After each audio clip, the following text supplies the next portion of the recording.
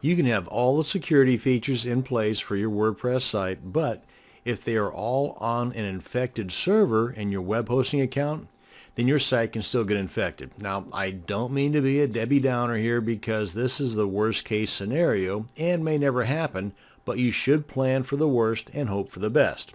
Now, with this in mind, it's best to plan on moving your sites to a VPS, that stands for Virtual Private Server, or a dedicated server as soon as your budget allows for it, as soon as you can afford it. Now, as far as starting out and using a shared hosting plan, like most of us do that are on a budget, there's a couple of questions that you should ask the hosting company before you purchase an account from them. Number one, how often do you run malware scans on your servers? Not individual accounts, but on the servers that those accounts reside. And number two, do you do backups of your account? And if so, how often? And is it free? And if not, how much is this extra going to cost me? Now, there are plenty of other questions to ask in general, just like, say, how many domains can I have on my account? How many email accounts can I have? What's the bandwidth limitations, and so on.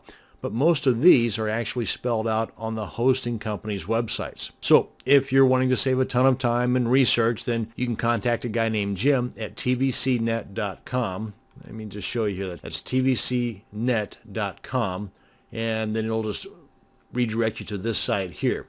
And you can use the phone number if you've got questions, and they've got a complete list here of all the different types of services that they offer, and the prices are very reasonable. The main kicker here is you've got the daily malware scan, and they also provide the backups. So definitely include tvcnet.com in your list of researching websites for your future hosting account. Now, once you've got your hosting setup taken care of and everything's all safe and secure, if you want to find out now what Google thinks of your site as far as it being infected or not, then here is a URL for you to check into. Let me just bring this over here.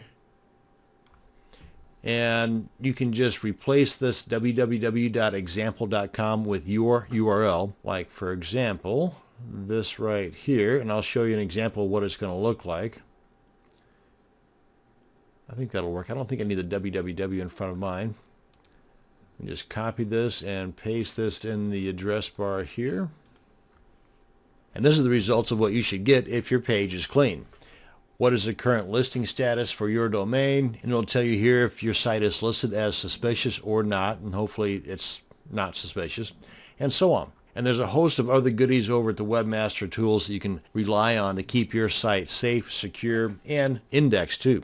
But that's a story for a different video. Now, if you already have a hosting company and do not want to move, then you might want to consider some type of site monitoring service. And you can set one up like what I'm about to show you, and it's free.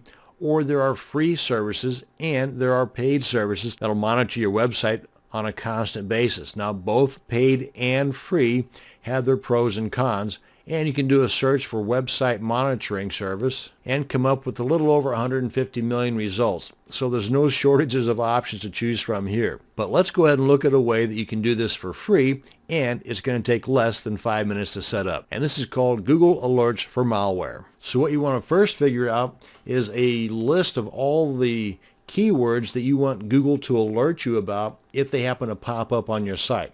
For example, if your WordPress site has nothing to do whatsoever with pharmaceuticals, and you want to be alerted the first time that something ends up on your site having to do with Cialis or Viagra or porn or any other type of keyword that you know you didn't have anything to do with putting on your site, and it shows up there. If you want to be alerted to that, here's how you do it. Let me go ahead and pull in my handy dandy little timer here, set at 5 minutes. Let's go ahead and start this off. Now we want to head over to Google Alerts, and I believe it's google.com alerts /alerts. I believe. Yes, it is. And here's the search query that we want to put in there. You want to put in site:/yourdomain.com or whatever your domain is. And then you want to put in a space and then the keywords that you want to search for. Let me just show you that on this text document here. Right here. This is what you want to put in. Site:/yourdomain. Replace this with your actual domain if it's .info, .com, .org, whatever. space, then the keyword you want to search for, and then a space, then the word or, space, another keyword. So for example, Cialis, space, or, space, Viagra, space, or, space, whatever else you want to put in there that you want to be alerted about. And then once you do that, let's get this out of the way here, then you want to result type. I'd say everything.